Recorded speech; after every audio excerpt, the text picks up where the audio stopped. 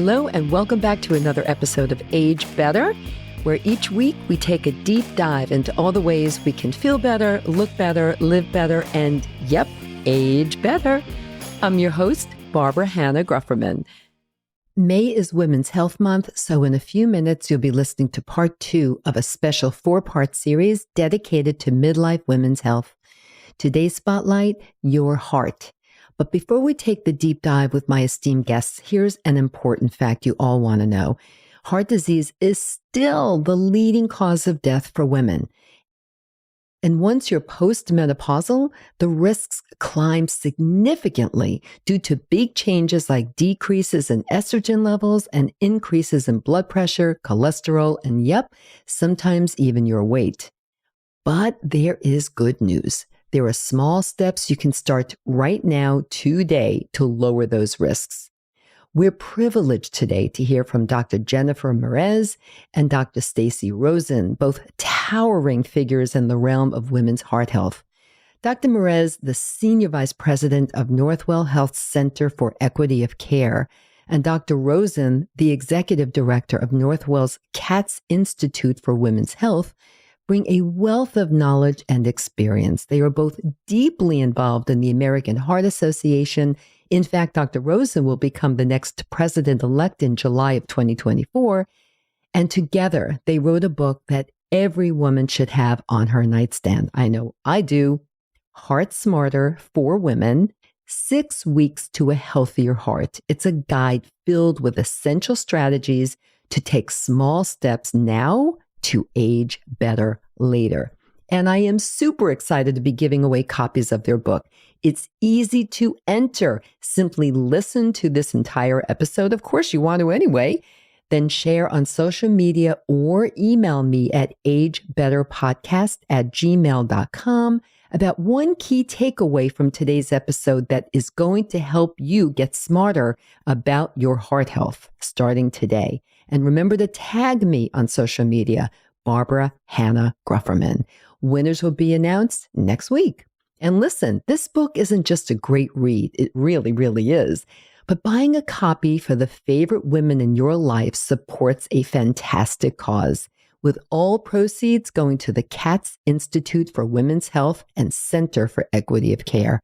I've got so much more to share about these inspiring leaders dedicated to enhancing women's health. Please take a few minutes to check out the show notes for more details. Now, lace up for a heart-healthy walk, pop in your earbuds, and get set to transform your life starting right now. Stay tuned.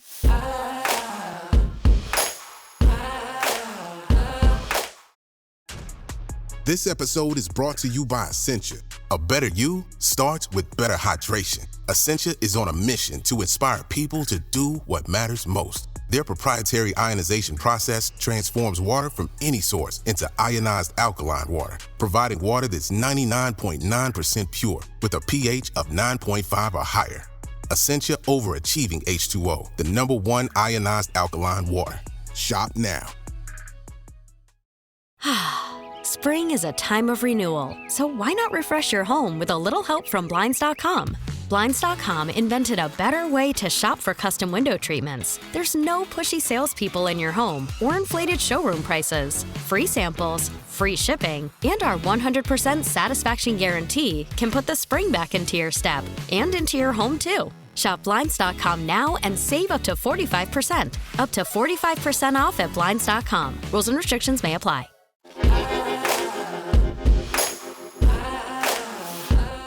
Hello, Dr. Mieres and Dr. Rosen. Thank you so much for joining me today to help the Age Better audience to be smarter about their hearts starting today. And everyone tuning in, Dr. Mieres and Dr. Rosen are co-authors of this incredible book, Heart Smarter for Women, 6 Weeks to a Healthier Heart. And this should be a book in everyone's home. It's certainly in mine. And to help in that effort, I'm going to be giving a few copies away. All you have to do to enter is, of course, listen to this episode or watch it if you're watching on YouTube, and then leave a comment in the section below talking about what was your favorite tip that you got today and how are you going to be heart smarter starting today and going forward.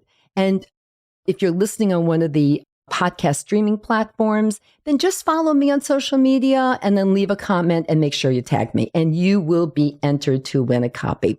Just a quick reminder, May is Women's Health Month, which is why we're doing this episode. This is part 2 of a 4-part series focusing on midlife women's health. So let's get started.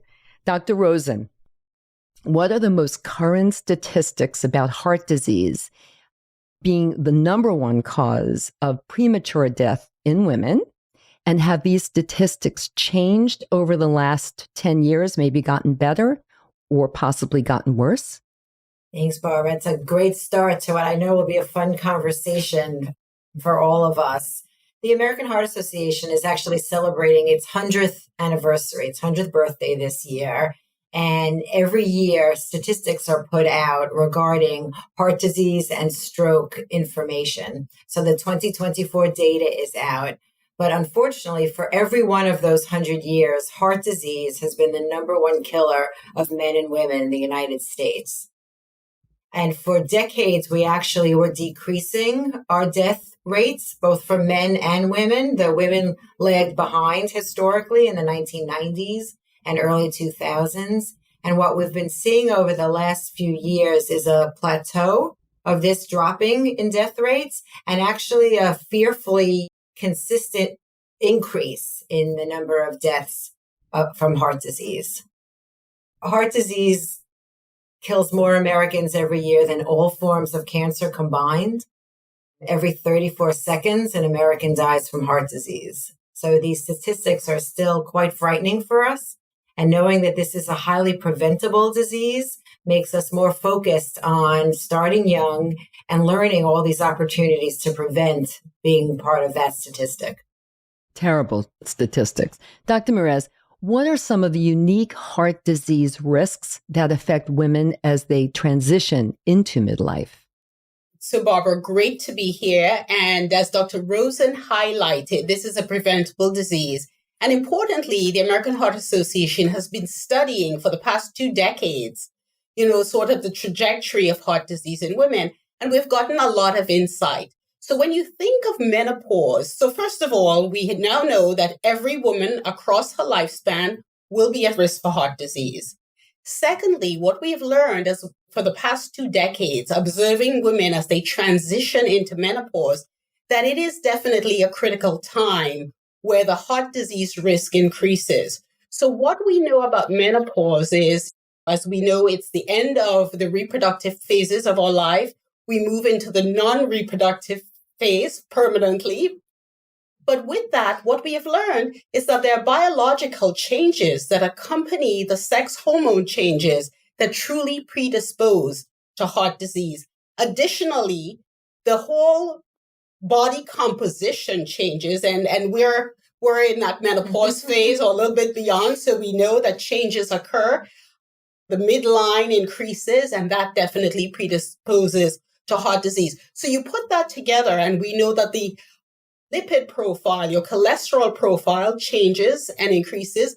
Blood pressure, a huge risk factor for heart disease, increases, or diabetes and blood sugar, that also changes, and get sort of weight gathering in the midline, which predisposes to a whole cardiometabolic profile, increases. So menopause, a unique and important time in a woman's life, definitely all of the changes predispose to an increased risk to heart disease. And now we know that information. And it opens the gateway for prevention. Prevention at all costs at any stage of life is critical. Is very critical. Dr. Rosen, so Dr. Mieres did just reference menopause. Of course, that's an important part of the midlife transition. But how does menopause specifically impact women's heart health, and what can be done to mitigate those risks? No, it's a great question. And the beauty of this question is that the science has evolved so much. It used to be that this was an inevitable time in a woman's life. The symptoms were minimized or ignored. And the biologic and physiologic changes that can really accelerate a woman's risk of getting heart disease were really not optimized. So some of the things that Jen just spoke about, on average, women's lipid cholesterol panels become more abnormal. LDL, the bad cholesterol, increases. HDL, the good cholesterol, often decreases. And again, this is related to the change in estrogen profile in women. Blood pressure on average goes up. Weight on average goes up. And where your weight sits, we talk about an apple shape versus a pear shape. The fat has a tendency to sit on our belly muscles in our belly area. That is negative. And there are other things. Women don't sleep as well. And we know now from a lot of work being done in the cardiac world and the American Heart Association considering sleep to be one of the essential ways we prevent heart disease. When women don't sleep well, inflammation worsens, ability to navigate blood sugar and insulin relationships become more abnormal. So you think of all of the things that women are going through during menopause, physiologically, hormonally, these changes actually cause a profound worsening in our traditional risk factor profiles. What's really incredible to me, too, is that a few days ago, I recorded an episode with two esteemed doctors who focus on menopause, and they happen to be mother and daughter. And this episode will air next week, everyone. So I want to make sure everyone tunes in.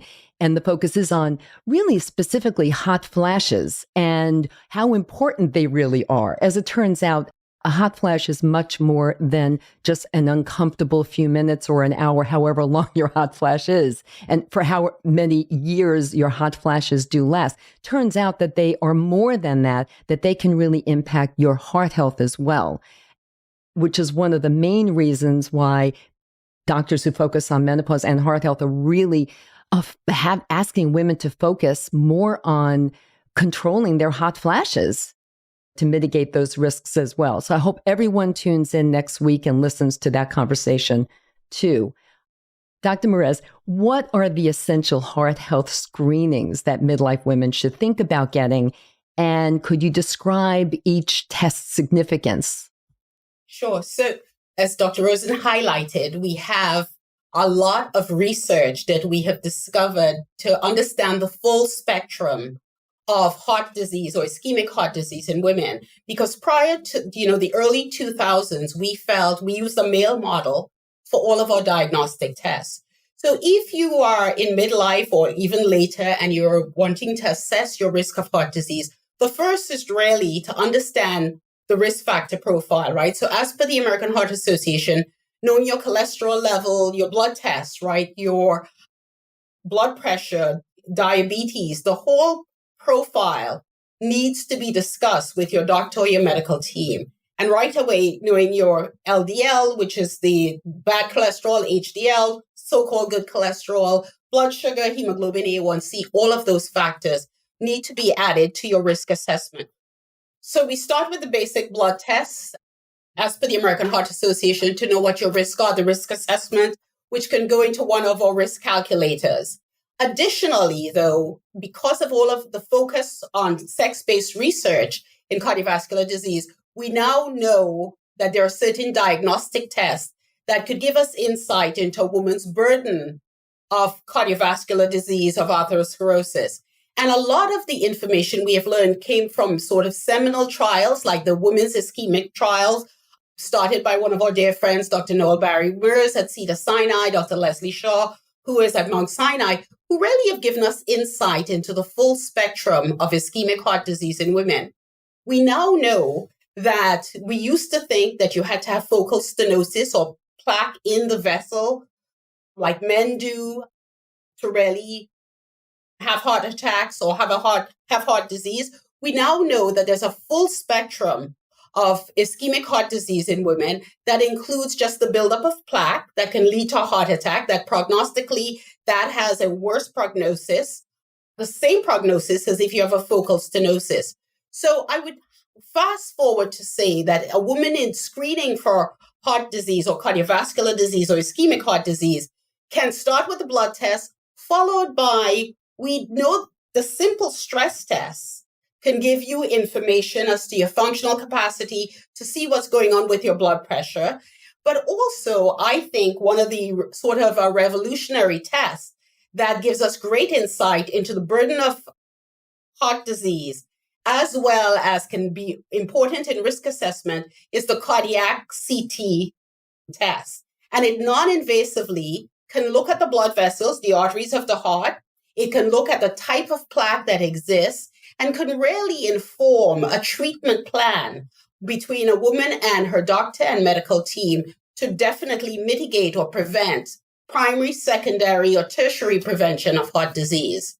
We also now have cardiac MRIs of the heart that can give us insight into the type of plaque that exists. So this is a huge area of research, ongoing research, but trials like the WISE trial, the PROMISE trial, which was done by Pam Douglas at Duke, have given us great insight into the diagnostic and prognostic assessment of women at risk for heart disease.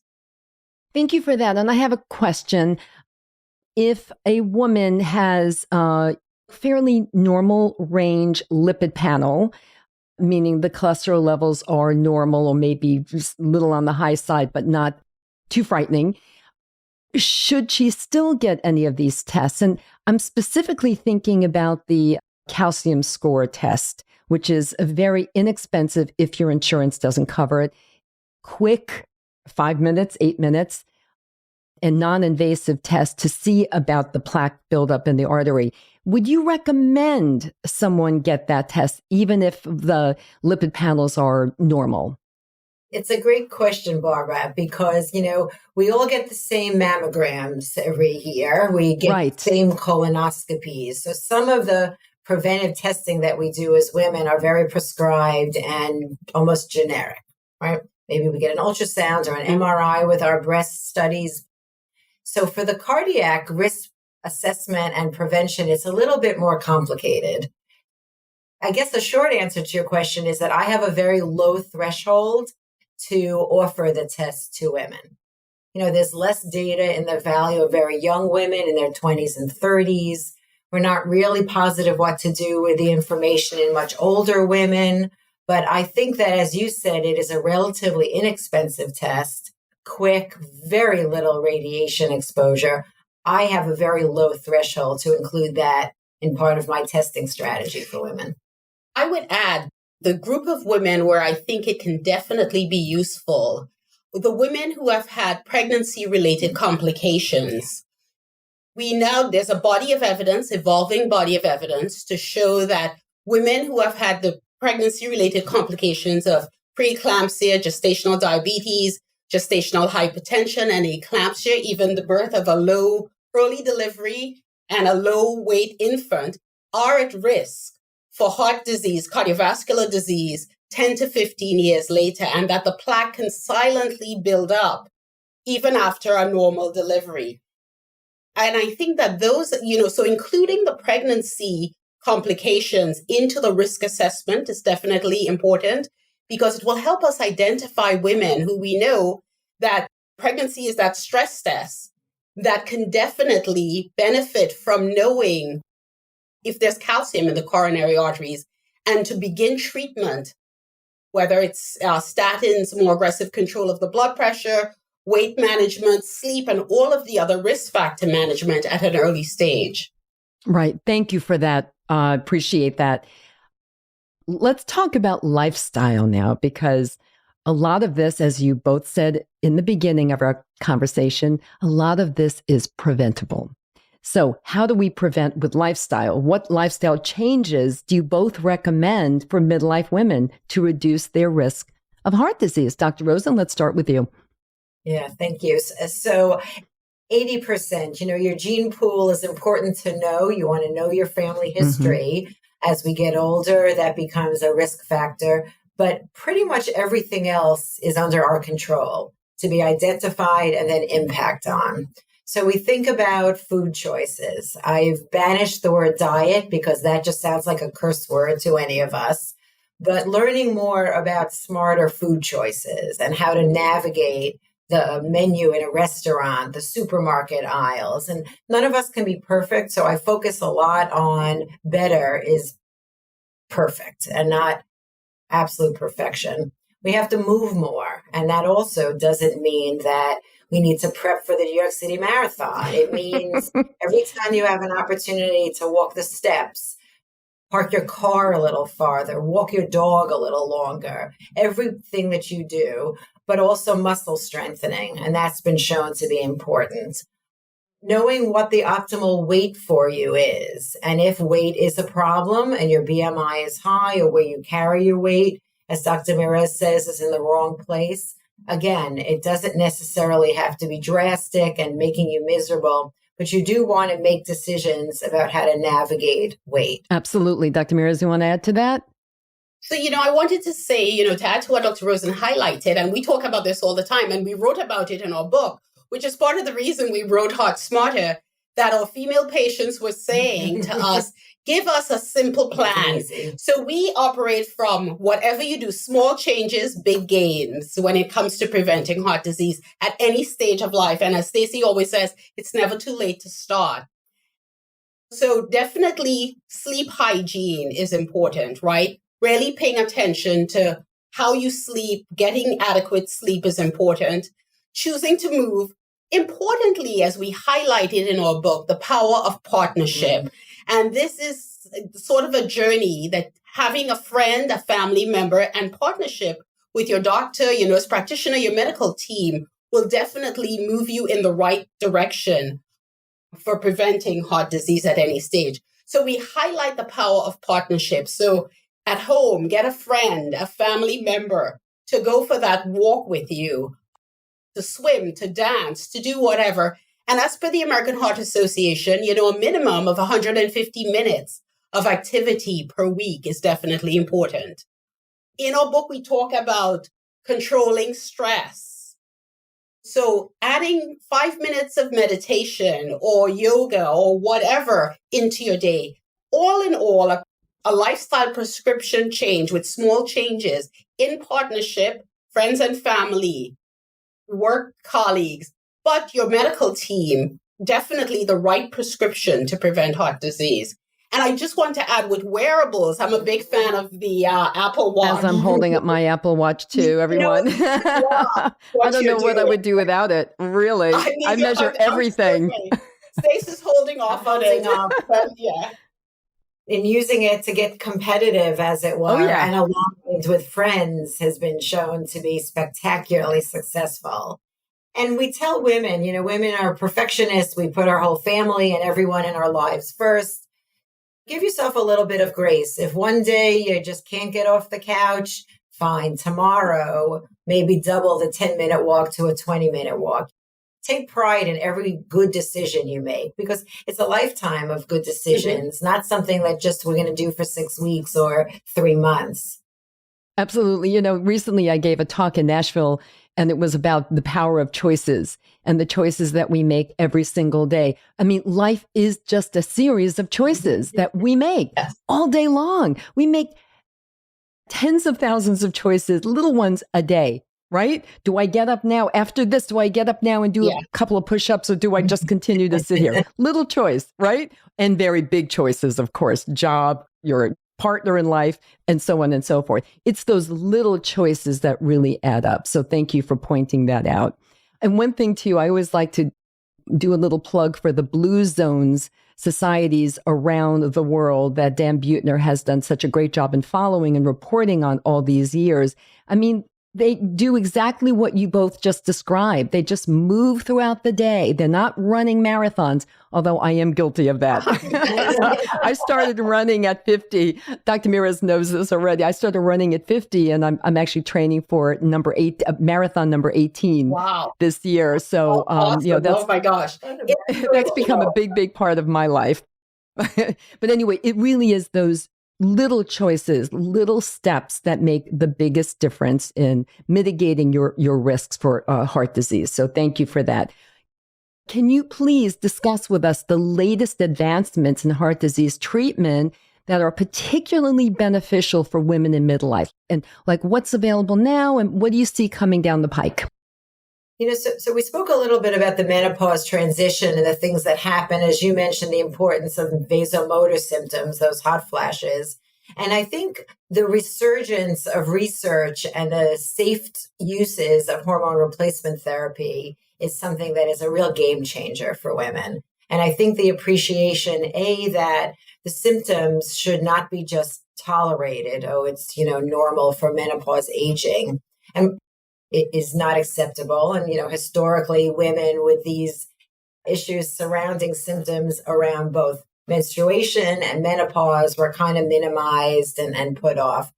So I think the resurgence of studies and use of hormone replacement therapy in different forms, there's not a one size fits all. And I think that is an amazingly important advance for women, honestly. And you should have the opportunity to speak to your clinician about risks and benefits because you shouldn't suffer unnecessarily. No woman should ever suffer. That's a big mantra on this show. Good. Thank you. Thank you.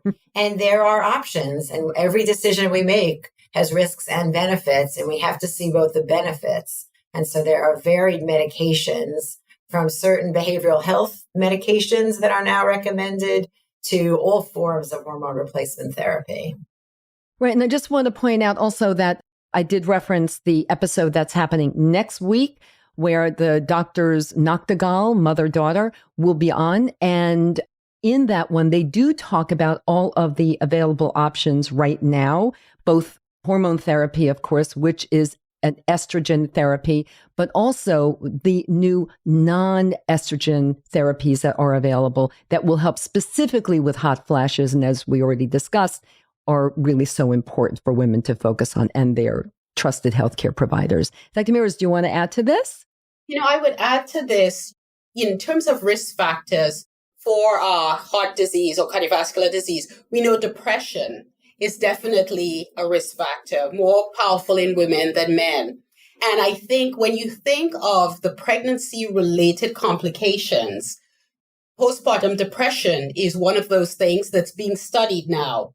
And the exciting news is that there is now a medication, a pill, that can help with postpartum depression. So I think the whole area of pregnancy-related complications as well, additionally, is an area of ongoing research, and we'll understand more of that link with the pregnancy-related complications to heart disease and research and medications and trials to change that trajectory. Yes, and the whole focus on women's health research has really, really changed, as we all know. It was woefully underfunded, underfocused on, underlooked at, and we've seen a real change in recent years. Of course, you both have, since you're really in that world. So that's really good news for women everywhere. I think it was March 18 this year was really a landmark day when the White House launched the Women's Health Research Initiative. And I think, to Dr. Rosen's point, that's going to definitely add to the ongoing areas of focus as it relates to not only women's cardiovascular health, but all areas of women's health. Right. It's good news all around. So this question for both of you, I know this will be hard because we've covered some actionable items, but if you could offer one actionable step our listeners can take today to really start getting smarter about their hearts, what would that one thing be? Dr. Mieres? So I would say choose to move every day.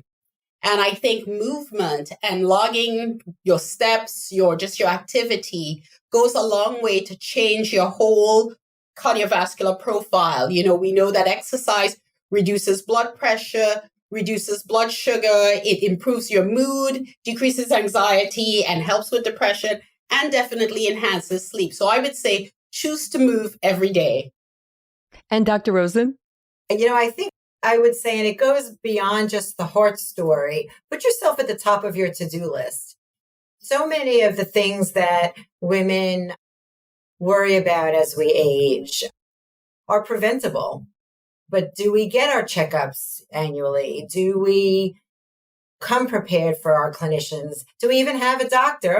I feel fine. I don't need somebody. So I would say take a look, almost a catalog of your own health history. Do you have the right clinicians as part of your team? As Jen says, the partnership is critical. and really put yourself as an important item on your to-do list with regard Yeah, that's to prevention. great advice. Because as we know, and you said earlier, that women just don't really pay enough attention to themselves.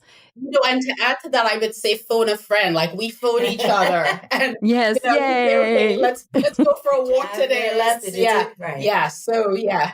Yeah, and it's a bit of an accountability group too. Absolutely. Not only are you offering each other kind of social support, but it's an accountability for each other. And that's wonderful. We've actually taken, Barbara, if I may, the Heart Smarter book and turned it into a program here at Northwell Health that our employee base has been.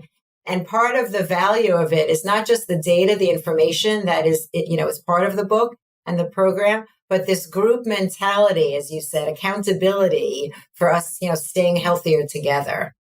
Yeah, that's wonderful. And I'm holding up the book for those of you watching on YouTube. I'm holding up the book again. It really is an amazing resource with true actionable items. I mean, so many times you can pick up a book and think, oh, this is going to be the one that's going to guide me. And yet it just doesn't give you the step-by-step tips and tools that you need to really get started. And Heart Smarter for Women really does. And which is why I am so excited to be giving some copies away. So Dr. Rosen, you just referenced, a partnership where you both did with your friends, of course, but also with your trusted healthcare provider and possibly team, right? But it's essential. But how should women approach their healthcare providers about heart health to make sure that they're getting the attention that they really need and deserve? Yeah. It starts by identifying a clinician who you can build a relationship with. And, I always smile, who's the best? The best is a well-trained clinician who you relate to, who relates to you, and you feel comfortable asking questions. And then it means being prepared for the visits. Jen always jokes, you'd never go to your accountant without your paperwork. Take time, and we discuss it in the book, to put your history together, your family history. Maybe come with somebody. Sometimes when we hear challenging news, we're afraid to ask questions. Write down your questions. Really think of that visit. It's short, unfortunately, in healthcare these days, as your opportunity to get the most out of that visit with your clinician. And honestly, if that relationship is not optimal for you, then there's another best doctor to see in the neighborhood. Yeah, Stacey and I always say, phone a friend, right? Find out what the relationship is with, if someone has a referral for you, because someone who listens, who gets you, who really wants to partner with you is really critical. Really, really critical. And I also really like to have a medical team, people who are really up on the latest research, if that's possible. And really, it is up to women too. I mean, you have to be your own advocate. No one is going to advocate for you. That probably not. You need to go into those appointments ready to advocate for yourself. And I'm sure you'll both agree with that. You two are just so incredible. And I want to take this moment to thank you both for all of the good work that you have been doing for women on behalf of women. Thank you so, so much. And I want to thank you for joining me today. But before we close out this episode, please just tell us, we covered a lot of information. For each of you, what are your 3 best takeaways, or whatever number you want? Oh my goodness. I go back to choose to move every day, a colorful plate. I'm taking Stacey's because I think we both agree, put yourself on the list. But knowledge is power. And it's, as you said, you have to be your own best advocate. And so really putting your health at the top of your list and listening to your body is definitely important. Yeah. And, we tell women, as you said, who's going to advocate for us? We joke with women that imagine how you'd behave if you were at your child's pediatrician's visit or your elderly parents' visit. You'd be a lioness to get the right answers, to understand the options. You deserve that. So, for me, knowing that a primary clinician, whether it's your gynecologist, an internist, family medicine, a great nurse practitioner, but somebody who really gets you, who you could partner on this journey, is critical. And then to me, the other take home message is always small steps, as we three have discussed, that you do over a lifetime. Don't be afraid of making these decisions and give yourself some grace on the days that you're not moving enough or eating properly. And coming back to what Stacey said about really making healthy choices, and that's what, just wanting to explain a colorful plate. The American Heart Association say the more colorful your plate is, made up of fruits and vegetables, are not processed, definitely you're one step closer to being heart healthy. So I shorten it and say a colorful plate. A colorful plate is beautiful. And I just want to add to that, which you both have referenced already in our conversation today, and that is the importance of sleep. Just a very quick story. When I wrote my first book, which came out in about 15 years ago, and actually Dr. Mieres was interviewed for it, and that's how we first met, I referenced sleep. I referenced the importance of sleep, okay? My last book that came out in 2018, an entire chapter devoted to sleep because the research is now so clear. We didn't even have that research 15 years ago. At least it wasn't as clear to me. And so the importance of sleep in overall health and wellness is undeniable. So I just want to make sure everyone makes that be one of the pillars of your healthy plan. So, okay, everyone, there'll be more information about Dr. Rose and Dr. Mieres in the show notes. A lot of what we discussed, there will be links to get more information on all of that. I just want to remind you again to tune in next week when Dr. Lila Noctegal and Dr. Margaret Noctegal, two menopause specialists, endocrinologists, will be joining me to talk about hot flashes and menopause and treatments and all kinds of other really important information. And reminder, even if you are saying right now, I'm over menopause, I'm done with it, no. You are postmenopausal for the rest of your life. And with that term comes a lot of health issues that you want to make sure you know about. So please tune in. And so there'll be a lot for us to talk about. Again, thank you, Dr. Rosen. Thank you, Dr. Mieres. Thank you. Thank you so much, everyone, for listening. And I wish you a very happy and healthy week. Until next time, talk to you soon. Bye-bye. Thank you. Thank you.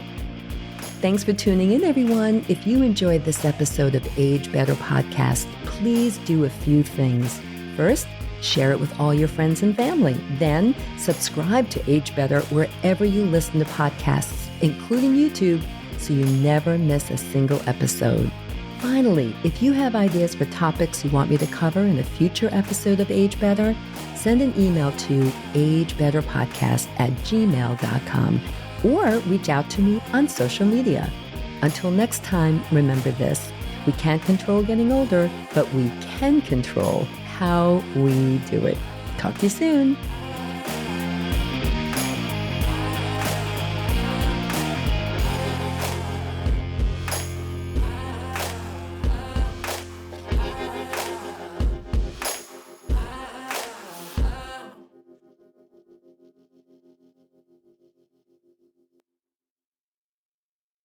Age Better Podcast is a proud member of the Sound Advice Network. Sound Advice, women's voices amplified.